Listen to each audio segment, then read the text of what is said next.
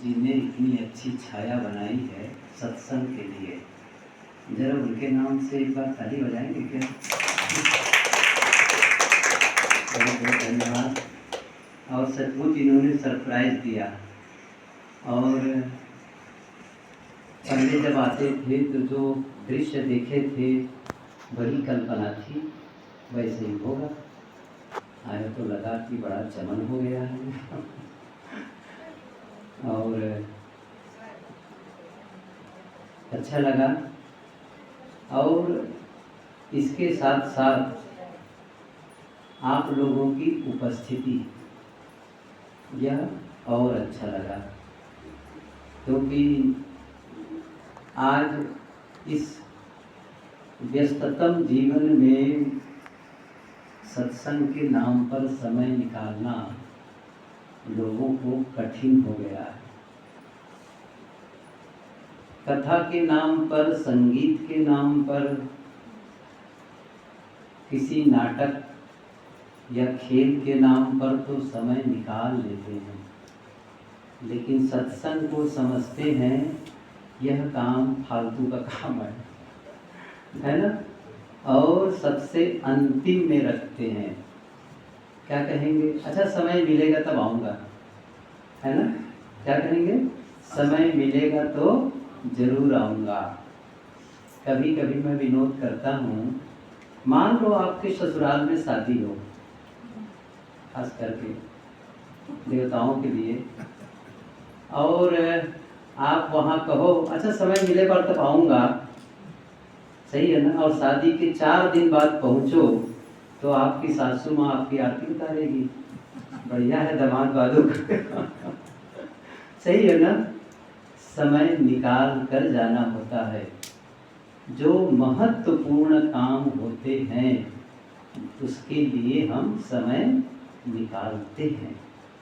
जो सामान्य काम होते हैं वह समय मिलने पर किया जाता है। क्या हम सत्संग को भी महत्वपूर्ण मानते हैं जीवन के लिए? क्या जीवन में, क्या सत्संग हमें कुछ मूल्य जोड़ता है? कुछ ऐसी चीजें सत्संग से मिलती हैं जो अन्यत्र नहीं मिलती? क्यों? आखिर हम सत्संग में आए ही क्यों? जब कोई पूछे सत्संग में आए ही क्यों, तो सत्संग में कोई कहे कि भाई मैं नौकरी करता हूं तो पैसा कमाता हूं, दुकान करता हूं तो भी धन कमाता हूं। अच्छा कोई खेती ही करता हो तो भी तो अन्न कमा रहा है, फसल, और उससे भी पैसे मिलते हैं। लेकिन सत्संग से क्या मिलता है? जो आप धन कमाते हैं उससे जीवन गुजर होता है, और सत्संग से जीवन सुधार होता है। एक सुधरा हुआ जीवन और दूसरा है बिगड़ा हुआ जीवन। दोनों के भेद को समझें। एक सुधरा हुआ जीवन, दूसरा बिगड़ा हुआ जीवन। जैसे एक गंदा मकान और एक साफ सुथरा मकान। आपको 2 मकान दिखाएं और एक मकान ऐसा हो जिसमें साल भर से झाड़ू न लगी हो, धूल हो, कचड़े हो, मकड़ी के जाले हो, छोटे छोटे कीड़े रेंग रहे हों। एक दूसरा मकान जहाँ रोज सफाई होती है, रोज झाड़ू पोछा, नीट एंड क्लीन। किसमें रहना पसंद करेंगे? साफ मकान में। साफ कपड़े पसंद करते हैं, साफ मकान पसंद करते हैं, साफ बर्तन पसंद करते हैं, साफ शरीर पसंद करते हैं। अपना ही शरीर जब काम से लौटे, धूल हो गई, पसीना आ गया, शाम को लगता है कि स्नान कर ले तो एक बार रिफ्रेश हो जाए, एक नयापन लगने लगता है। तो मैं यही कह रहा था कि एक सुधरा हुआ जीवन और दूसरा क्या है? बिगड़ा हुआ जीवन। जीवन जब सुधर जाता है उसका परिणाम अलग आता बिगड़े हुए जीवन का परिणाम अलग आता है। ये हमें करना है। और ऐसा थोड़ी है कि कुछ अलग जीवन धारण करना है। अभी तो मेरा जीवन ठीक ठाक नहीं है, अब इस जीवन को ठीक करने के लिए दूसरे जीवन की जरूरत है, नहीं। इसी जीवन में आपको न अगले जन्म की प्रतीक्षा करनी है, न अगले वर्ष की प्रतीक्षा करनी है, और मैं सच कहूँ ना, अगले दिन की भी प्रतीक्षा नहीं करनी है, और अगले पल की भी प्रतीक्षा नहीं करनी है।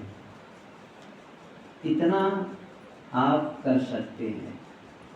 इसी जीवन में आप वह जीवन जी सकते हैं जैसा जीवन आप जीना चाहते हैं।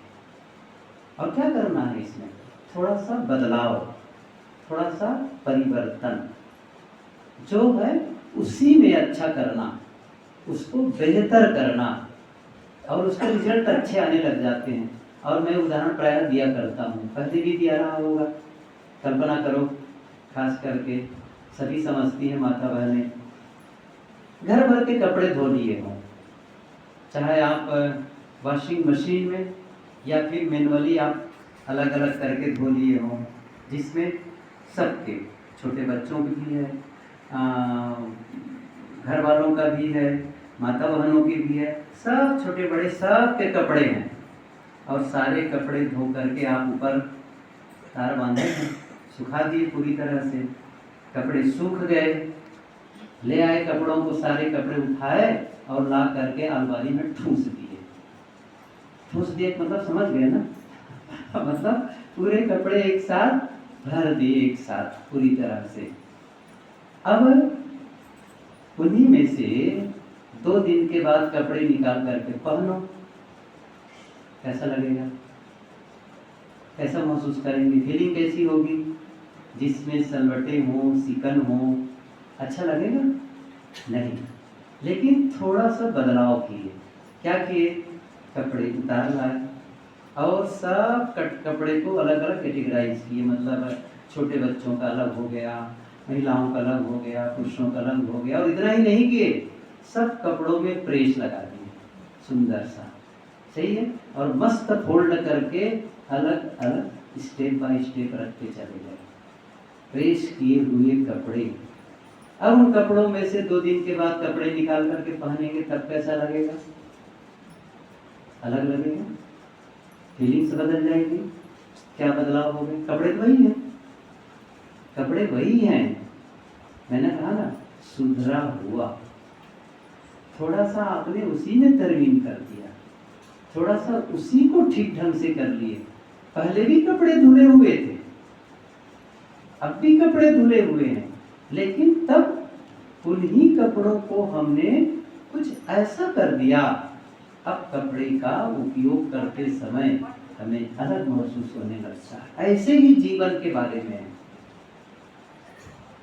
वही जीवन जी रहे हैं, लेकिन कैसा जीवन? उदासी भरा जीवन, मायूसी, खिन्नता वाला जीवन, शिकायत वाला जीवन, अपनों के बीच शिकायत, अपने से शिकायत। कई बार आप देखे होंगे, आदमी को ना अपना शरीर पसंद होता है, ना अपना मकान पसंद करता है, ना अपना परिवार पसंद करता है, और बताओ ना पड़ोसियों को पसंद करता है। और इतना ही नहीं है, बढ़ते बढ़ते कहाँ जाता है? ये सारे राजनेता भ्रष्ट हैं सही है कि नहीं है? और पहुंचते पहुंचते वो ट्रंप को भी गाली देने लगेंगे, सही है ना, जिनसे कोई लेना देना नहीं है। ऐसा शिकायत। आप, मैं कहता हूं, जिस शरीर में आपको जीना है उसे पसंद नहीं कर रहे हो, तो क्या दूसरा शरीर पा जाओगे? दूसरा शरीर किराए से ले आओगे कि खरीद लाओगे? मैं कई बार कहा ना, गुरुदेव जी की वो बातें। एक आदमी कहने लगा गुरुदेव जी से कि गुरुजी, मेरी आंखें तो बहुत छोटी छोटी हैं। गुरुदेव जी ने कहा, दिखाई देती है ना? हाँ, दिखाई तो देती है। अच्छा, तो क्या हो गया? लोगों को अपनी आंखें पसंद नहीं, अपना चेहरा पसंद नहीं। कमाल है। और कहूँ क्या, थोड़ा सा कठोर हो जाएगा, पति महोदय पसंद है। देखो एक बात करूं, आपको स्वीकारना चाहिए इन सब चीजों को। एक छोटा सा सूत्र याद रखो, जिसे हम बदल नहीं सकते उसे स्वीकारना सीखें। एक छोटा सा सूत्र हमेशा आपका काम आएगा। पूछो, मैं क्या बदल सकता हूँ? क्या मैं मौसम बदल सकता हूँ? मौसम नहीं बदल सकता। तो क्या मौसम के परिवर्तन पर हमें परेशान होना चाहिए? कई साल, तो 3 साल पहले की बात होगी, सूरत में था आश्रम में, बारिश के समय तो वहीं रहता ही हूँ। एक भक्त का फोन आया, शायद वो आने का वादा किए रहे होंगे, फिर फोन आया कि साहब क्या बताऊं, ये बारिश सुबह से हो रही, बारिश बहुत परेशान कर रही है। मैंने कहा बारिश परेशान नहीं कर रही है, बारिश से आप परेशान हो रहे हैं। अब वो चुप। मैंने कहा बारिश परेशान नहीं कर रही है, बारिश से आप परेशान हो रहे हैं। फिर मैंने कहा एक बात बताऊं, यदि आप परेशान हो रहे हैं अपने से, तब आप उस परेशानी को छोड़ भी सकते हैं। यदि कहीं बारिश परेशान करती हो, तब आपकी परेशानी कभी खत्म होने वाली नहीं है। क्या सचमुच बारिश परेशान कर रही है? नहीं। क्या उसको पता है कि मैं जाऊं और उसको परेशान करूं? मैं हो रहा हूं। अभी कुछ दिन पहले मैंने एक विचार सुना, पूरी अच्छी तरह से, बहुत विस्तार से बातें थी, कई दिनों की। तो आया था कि कोई भी इवेंट, कोई भी घटना का अपना कोई अर्थ नहीं होता। किसी भी घटना का कोई अर्थ नहीं होता। हम क्या करते हैं? हम अर्थ लगाते हैं। इसीलिए मनुष्य के लिए कहा जाता है ना कि man is meaning making machine. हम लोग क्या है? अर्थ लगाने वाले मशीन है। एक कल्पना करो, एक सज्जन आ जाए, अच्छा यहाँ आए और बैठने का प्रयास किया, इतने खड़ा हो गया और फिर चला गया, किसी से कुछ नहीं बोला। जानते हो इतने मात्र से क्या हो गया? सबका अलग अलग अर्थ शुरू हो जाएगा। अच्छा वो क्यों आया था? अच्छा फिर क्यों बैठा, क्यों नहीं, क्या हो गया उसको? अब देखिए सब अलग अलग अर्थ है। अच्छा आया और चला गया, चुप नहीं रहना चाहिए, अर्थ लगा रहे हैं। सही है कि नहीं? और ऐसे ऐसे अर्थ लगा देंगे, वो आदमी खुद नहीं सोचा होगा, ऐसे अर्थ लगा देंगे और फिर उस अर्थ के आधार पर हमारा व्यवहार बनता है। व्याख्या, जिसमें इंटरप्रिटेशन, हम व्याख्या करते रहते हैं अंदर में। इसलिए असली बात क्या है? आप और हम अपने ही आपको देखना है और खुद से पूछना चाहिए मैं दुखी क्यों होता हूँ? मैं छोटी छोटी बातों को लेकर के उलझता क्यों हूँ? मैं झुंझलाता क्यों हूँ?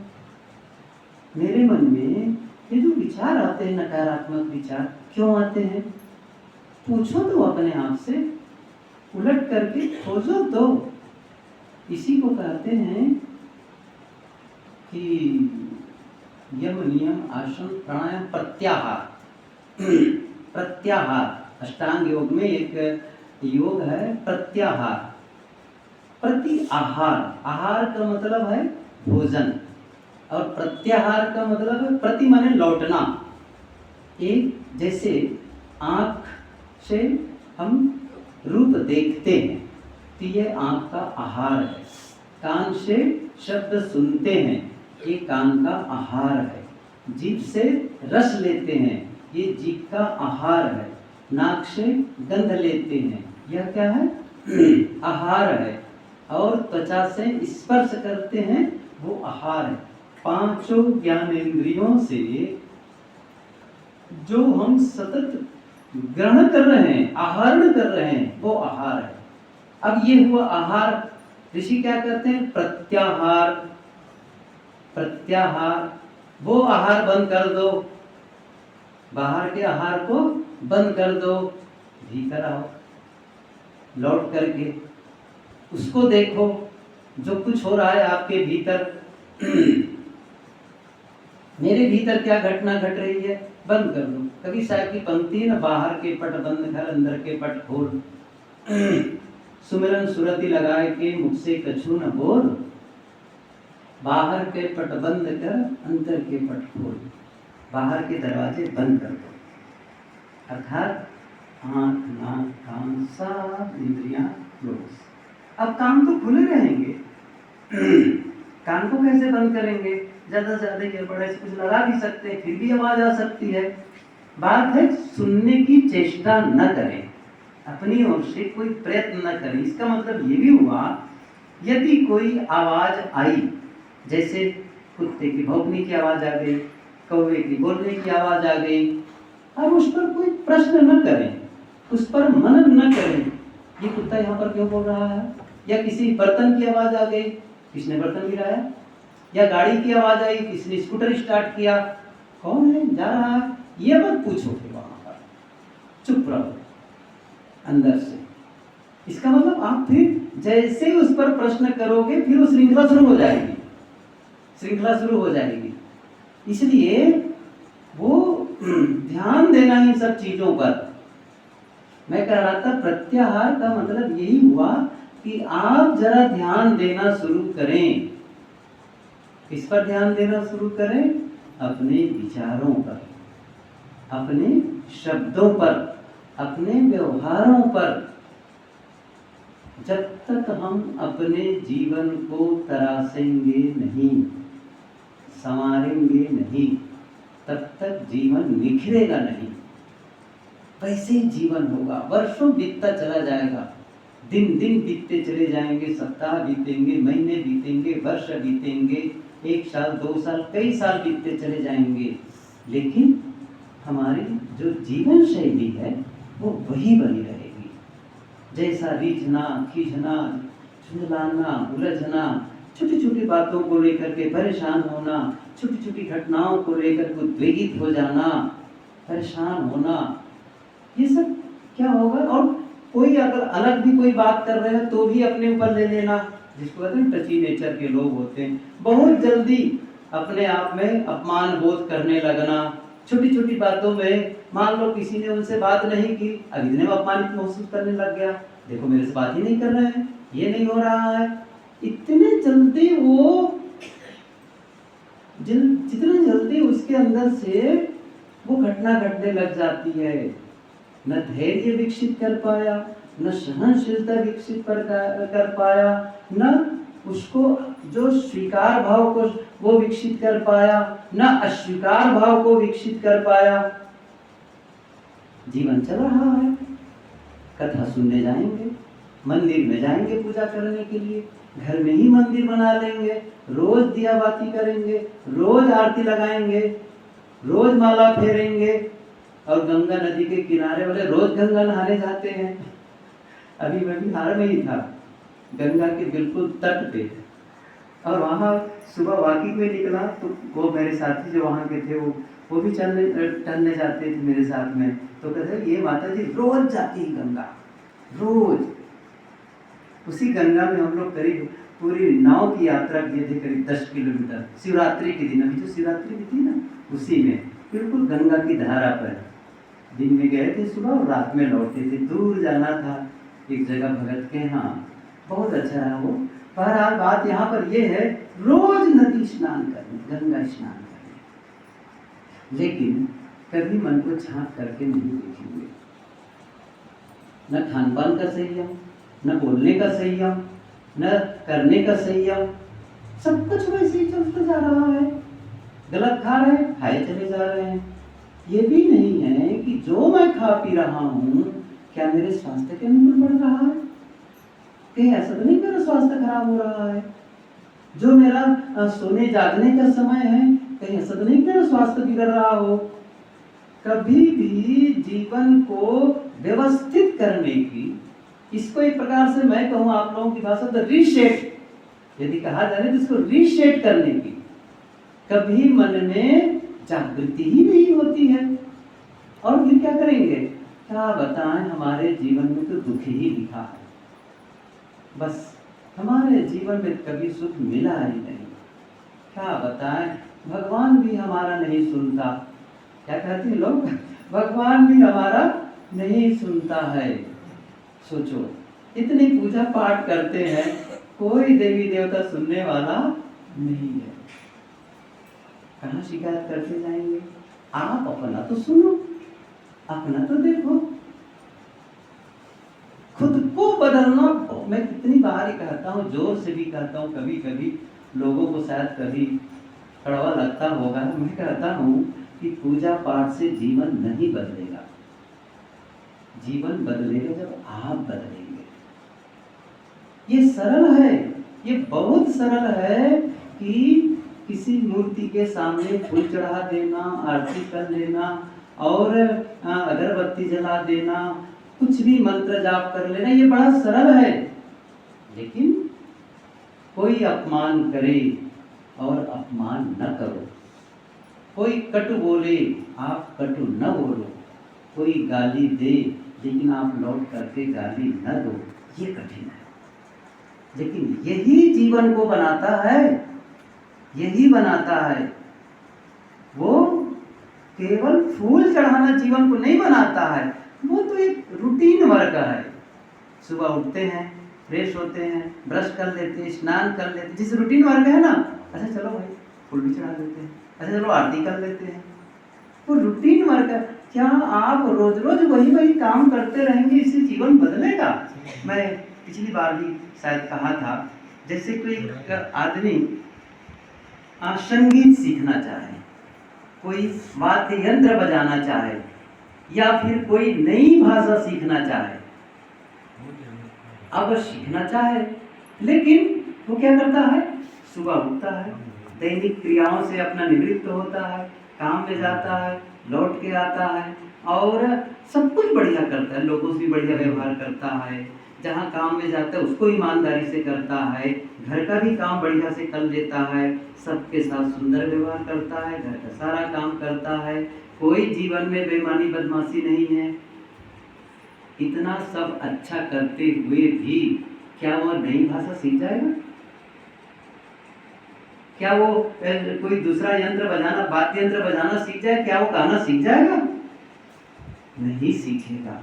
ये सब बढ़िया है, आप जो भी अच्छा कर रहे हो उसका महत्व है, लेकिन आपको नई भाषा सीखने के लिए अलग से समय निकालना पड़ेगा, संगीत सीखने के लिए समय निकालना पड़ेगा। वो अपने आप आने वाला नहीं है। आप ये कहो, आप अपनी ईमानदारी की दुहाई देते रहो, तो ठीक है, उसका अपना महत्व है, लेकिन इसके लिए अलग से होगा। मैं ये नहीं कह रहा हूँ कि कोई पूजा पाठ करता है वो गलत है। गलत तो मैं इस मामले में भी कहता हूँ कि लोगों की समस्या क्या है, वो केवल इतना ही कर लेते हैं, कुछ आरती बंदन कर लिए, कुछ धूप दीप लगा लिए, कुछ मंत्र तंत्र कर लिए, कुछ माला वगैरह फेर लिए और क्या मान लिए? मैंने धर्म कर लिया। क्या मान लिए? मेरा धर्म का काम पूरा हो गया। और सच बताऊं, थोड़ा सा चुभने वाली बात बताऊं, धर्म की शुरुआत ही नहीं हुई है। सच बात तो ये है, समझ गए ना? धर्म की अभी ABCD भी शुरू नहीं हुई है उससे। वो कर्म कांड है और किसी ने उसको धर्म कहा भी नहीं है, न शास्त्रों में कहा है न किसी संत ने कहा है। उसे धर्म कहा भी नहीं गया है। इन सब चीजों को धर्म कहा गया है परम धर्म श्रुति विदित अहिंसा, पर निंदा सम अहन अहिंसा। अभी कबीर साहब की बातें नहीं कर रहा हूं, गोस्वामी तुलसीदास की ये पंक्ति है। धर्म न दूसर सत्य समाना, आगम निगम पुराण बखाना, ये उन्होंने कहा है। दया धर्म का मूल है, पाप मूल अभिमान। धृति क्षमा दमो अस्तेयम शौचम इंद्रिय निग्रह, धीर विद्या सत्यम अक्रोधो दशकम धर्म लक्षण। मनुस्मृति में बात आई, ये धर्म के 10 लक्षण है। क्या मैंने जीवन में धैर्य को विकसित किया? क्या मैंने अपने जीवन में क्षमा को विकसित किया, अक्रोध को विकसित किया? धीर क्षमा दमो अस्तेयम शौचम इंद्रिय निग्रह, पवित्रता को विकसित किया, इंद्रियों का निग्रह किया। वही तो नहीं, अभी भी आकर्षित हो रहा हूँ रूपों को देख करके, सुंदर सुंदर चीजों को देख करके आकर्षित होते चले जा रहा हूँ। संयम, ध्यान दो, संयम की आवश्यकता है जीवन में। संयम, जीवन में संयम हो, अनुशासन हो। मैं ये नहीं कह रहा हूं कि आंखें बंद करनी है, लेकिन इतना भी तो ध्यान रखना चाहिए कि क्या देखना है क्या नहीं देखना है। और फिर देख भी लिए तो अंदर को तो ठीक करो, फिर पहले अंदर की स्थिति भी तो सही होनी चाहिए ना। बहुत पुरानी बात याद आ गई। कुंभ मेला पिछले साल 2025 का कुंभ, और उस समय की भीड़ देखे होंगे जो लोग गए हैं। लेकिन एक पहले वाली की बात बता रहा हूँ मैं, शायद वो अर्ध कुंभ भी रहा या फिर वो माघ मेला, ख्याल नहीं है। हम अपने कई साथी संत थे और हम लोग पैदल जा रहे थे, और जहाँ पुल होता है ना, पीपे का पुल, नाव, उसमें गंगा में जो पुल इधर से उधर पार करने के लिए पीपे के पुल बने होते हैं, तो उसमें पैदल आना जाना हो रहा था। इतनी भीड़ थी तो हम लोग भी बचा करके चल रहे थे, उधर से सब आ रहे थे, महिलाएं पुरुष सब आ रहे थे, हम लोग भी जा रहे थे। 4-5 लोग रहे, ख्याल नहीं आ रहा है। तो फिर हमारे एक साथी ने कहा भाई कि देखो भाई, हिसाब से चलो, शरीर को छूने ना पाए। अब भीड़ है, कहीं किसी के शरीर को छूने ना पाए। तब एक माता जी थी, मेरे ख्याल से उनकी उम्र 55 के आसपास रही होगी। उन्होंने एक बात कही, बहुत अच्छी बात, आज भी वो याद कर रहा हूँ इतने वर्षों के बाद। वो क्या करती है, शरीर भले छू जाए मन साफ रखना चाहिए। क्या कहा उसने, शरीर भले छू जाए मन साफ रखना चाहिए। मैंने कहा ये तो काम की बात है, क्योंकि भीड़ है भाई, कितना भी बचाव हो सकता है। मैं यही कह रहा हूँ, कोई दृश्य दिखा तो मन को तो ठीक रखो, वहां कौन संयम करने जाएगा। ये भीतर को जो नहीं संभालता है ना, उसका जीवन ही नहीं संभलेगा, हमेशा ध्यान रखो। असली चीज आपके भीतर है और वही का प्रक्षेपण है बाहर, और कुछ नहीं है बाहर। उसी का ही बाहर आपके जीवन में दिखता है। जो आप भीतर होते हैं वही आपके जीवन में बाहर प्रकट होता है। भीतर में गंदगी है तो जीवन में वही सब दिखाई देने वाली है, और भीतर में पवित्रता है तो बाहर भी वो आने वाला है। और बाहर की कुछ ऐसी घटनाएं भी घट सकती हैं जो नापसंद वाली होगी, लेकिन इसके बावजूद हम विचलित नहीं होंगे, क्योंकि हमारे भीतर में इतनी शक्ति है, हमारे भीतर में इतनी खुराक है, इतना संबल है कि उन सब छोटी मोटी घटनाओं से भी हम अपनी रक्षा कर पाएंगे। इसलिए आवश्यकता है हम अपने भीतर को ध्यान दें। और यही मैं कह रहा था कि सत्संग से मिलने का मतलब वही हुआ, सत्संग में आने का मतलब ही वही हुआ। क्यों? आप जब आते हैं तो यहाँ पर वे बातें सुनते हैं जो आपके परिवार के लोग नहीं बताते हैं, जो आपके रिश्तेदार नहीं बताते हैं, जो आपके मित्रगण नहीं बताते हैं। कहीं आप गए रिश्तेदारी में या कोई रिश्तेदार आपके घर आया, कौन सी चर्चा होती है? यही पूछेंगे, बाल बच्चे कैसे हैं, व्यापार बट्टा कैसा है, या खेती बाड़ी कैसी है, या फिर अच्छा कितने बच्चों की शादी हो गई, अच्छा शादी हुई तो कहाँ गए, अच्छा फिर वो क्या नौकरी करते हैं, फिर वो कहाँ, ऐसा उसको ताना बाना बुनना शुरू कर देते हैं आपस में बैठ करके। सही है कि नहीं? यही सारी चर्चाएं होती हैं।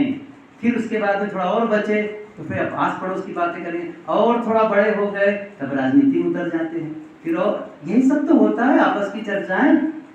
क्या कभी कोई आकर के पूछता है, मन प्रसन्न रहता है? कभी आप ध्यान चिंतन कर पाते हो? कभी आप स्वाध्याय के लिए समय निकाल पाते हो? कैसा होता है? परिवार में सब आपस का संबंध अच्छे हैं? कोई नहीं इंक्वायरी करता है, संत जन भी आपके परिवार का हालचाल पूछते हैं, वे भी स्वास्थ्य के बारे में पूछेंगे, और व्यापार बट्टा भी पूछ लेना, कोई गलत नहीं है। लेकिन आंतरिक दशा, हमारी आंतरिक स्थिति कैसी है, ये कौन बताएगा, कौन करेगा इसका काम? ये इंक्वायरी संत करते हैं। मन कैसा है, असली चीज क्या है, मन कैसा है। वो गुरुदेव जी कहा करते हैं ना, पहले कितनी बार उदाहरण दिया करते थे कि एक बिहार के आश्रम की बात, बहुत बड़ा आश्रम, कार्यक्रम में बुलाए थे वहाँ के महंत, वो भी बुजुर्ग हो गए थे, गुरुदेव जी को आमंत्रित किए थे, वर्षों पुरानी बात। तो ऊपर ऐसे बैठे थे और दूर तक के उनकी जमीन थी। गुरुदेव जी को बताने लगे, साहब जी वहाँ तक आश्रम की जमीन है, बहुत सारी जमीन गांव के लोग कब्जा कर लिए थे, सबसे मुकदमा लड़ लड़ करके सारी जमीनें मैंने वापस आश्रम की ली, इतने सालों तक सब बताने लगा। गुरुदेव जी ने कहा, बहुत अच्छा किया साहब, मन शांत रहता है साहब। वो कहाँ शांत रहता है? उन्होंने क्या कहा, वो कहाँ शांत रहता है? सोचिए जरा से, कितना अपना जीवन का जो पीक टाइम है, जो बेहद महत्वपूर्ण समय है, वह मुकदमा लड़ लड़ करके जमीन वापस करने में लगाए। लेकिन क्या रह गया? महत्वपूर्ण काम क्या रह गया? मन। सही है कि नहीं है? कुछ जमीन का वापस लाना अच्छी बात है, कोई गलत नहीं है, लेकिन अपने को खो करके, अपने को बेच करके, यही तो हुआ ना। जो आपकी संपत्ति, जो आखिर में साधना का अवसर ही इसी के लिए मिला था। हमने साधु का मार्ग ही इसीलिए अपनाया है, ताकि मैं अपने मन को शांत कर सकूं। और ऐसा कुछ करने लग गया जिससे मन ही अशांत हो गया, अपनी मौलिक संपत्ति हमने खो दी। फिर भौतिक संपत्ति इकट्ठी करके कौन सी बड़ी उपलब्धि कर ली है? वो जमीन संपत्ति आज नहीं तो कल वापस जानी ही है। हम लोगों तो बहुत देखे हैं बड़े बड़े आश्रमों को, जहाँ बड़े बड़े भवन बने हुए हैं, खंडहर, सही बता रहा हूँ मैं, कई सैकड़ों एकड़ जमीन, बीघे जमीन, और बहुत से लोग सब ले लिए। गुरुदेव जी कहा करते थे कि गृहस्थों से संपत्ति आती है आश्रमों में, और अंत में फिर गृहस्थों में लौट जाती है, क्योंकि योग्य व्यवस्थापक नहीं होते हैं। लेकिन असली चीज क्या है? असली चीज है मन की निर्मलता, मन की पवित्रता। इस काम को करना बहुत जरूरी है। बाकी उपलब्धि ठीक है। जब ये छत नहीं थी, अच्छा तब भी बैठ के सत्संग कर रहे थे, सही है कि नहीं है? अच्छा तो क्या कम सत्संग में लाभ कम मिल रहा था? क्या आप लोग दुखी होते थे यहाँ करके, क्या बताए छत नहीं है कह करके? नहीं, तो भी अच्छा लगता था, अब भी अच्छा है।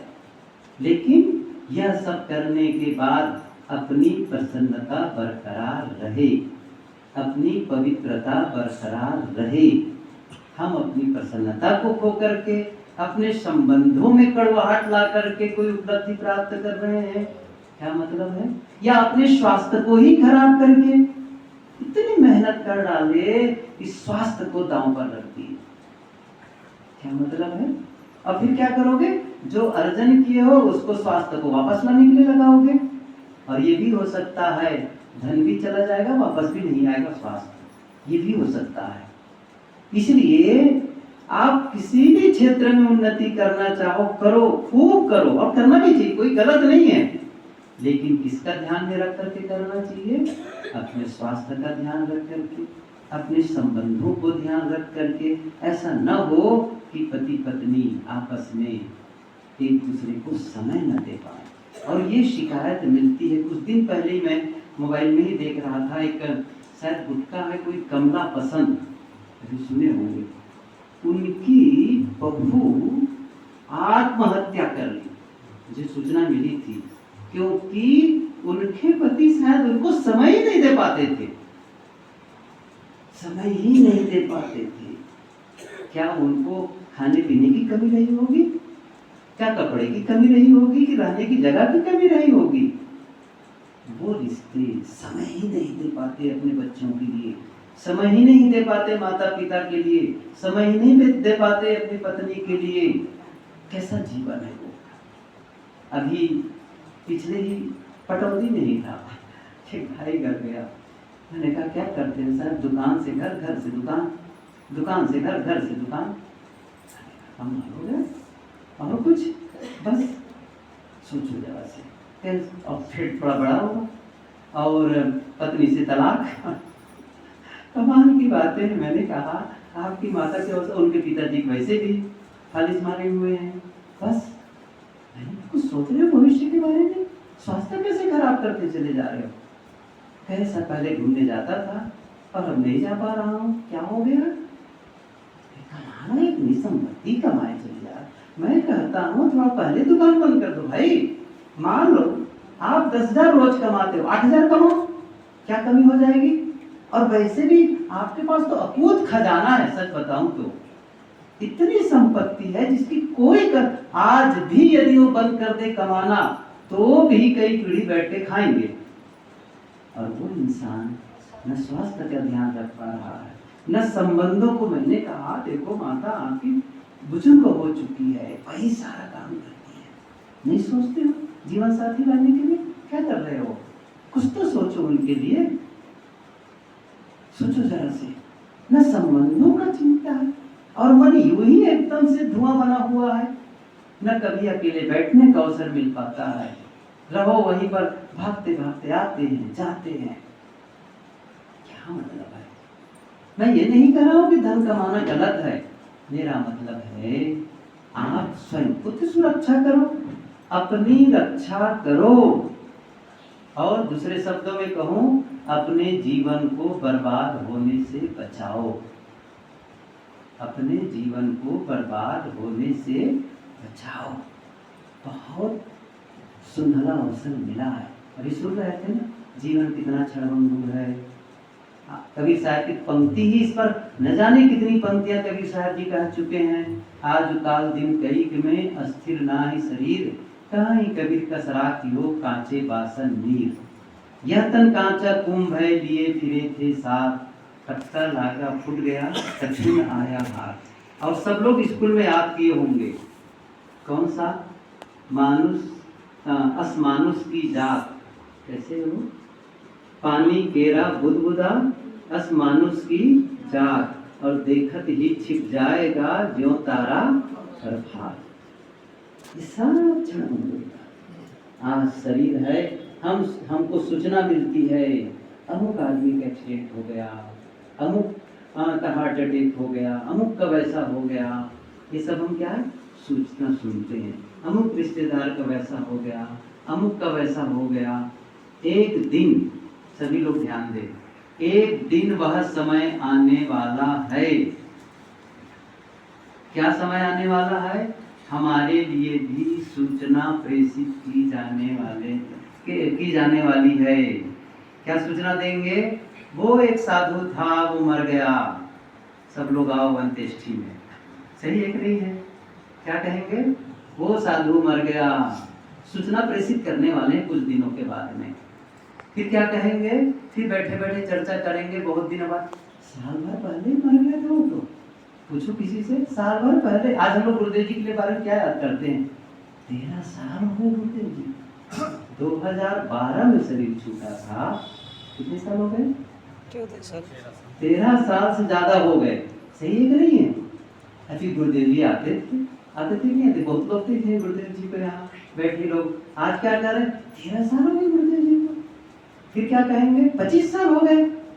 सही है? जैसे आप कबीर साहब कर रहे हैं, अरे 550 साल हो गए। बुद्ध के लिए कर रहे हैं 2500 साल हो गए। वो तो बड़े महापुरुष थे, याद भी कर रहे हैं। हमको कौन याद करने वाला है? समझ रहे हैं? कोई याद नहीं करने वाले हैं। जिनके लिए मर रहे और खप रहे हैं, सब भूल जाने वाले हैं, सब भूल जाने वाले हैं। गुरुदेव जी ने लिखा है, मेरा है मेरा ऐसा मूड जन्म भर करता, एक दिन मिट्टी के नीचे वह पड़ा पड़ा है सड़ता। कौन आने वाला है बचाने के लिए? कोई नहीं।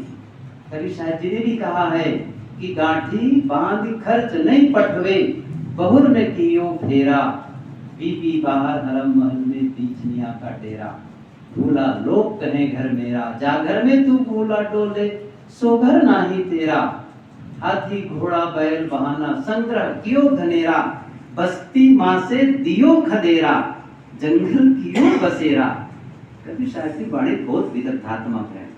शायर कितनी अच्छी बात कहते हैं, बस्ती माँ से दियो खदेरा। शरीर छूट जाएगा, हम मर जाएंगे, कोई चाह करके भी नहीं रख पाएगा। चाह करके भी गुरुदेव जी को कितने घंटे रखे थे, रख पाए हम लोग? सही है, इंजेक्शन लगा दिए थे, शरीर फूल गया था, अंत में मिट्टी के नीचे दफनाना पड़ा। जिनके चरण चूमते थे हम लोग, सही में छूने के लिए लोग तरसते थे, पैर तो छूने के लिए मिल जाए, और उनको कहाँ करना पड़ा? मिट्टी के नीचे। क्या हम लोग के शरीर को बचा के रखेंगे?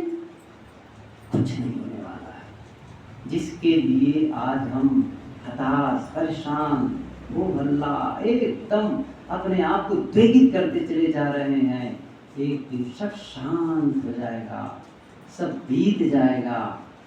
क्यों हड़बड़ा रहे हैं? क्यों भागे चले जा रहे हैं? क्यों दौड़े चले जा रहे हैं? कभी कभी बैठो और पूछो, क्यों दौड़ रहा हूँ, दौड़ रहा हूँ, दौड़ रहा हूँ। और इस दौड़ते दौड़ते जिंदगी में मैंने क्या पाया? मन का ठहराव या मन का भटकाव? सोचो, क्या पाया? मन का ठहराव या मन का भटकाव? क्या मन ठहरा? क्या मन शांत हुआ? क्या सुकून की जिंदगी जी रहा हूँ?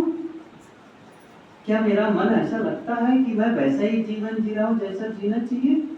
क्या मेरे मन में कृतज्ञता का भाव है, सबके प्रति धन्यवाद का भाव निकलता है, या शिकायत का भाव निकलता है? जीवन को तराशना होगा, जीवन को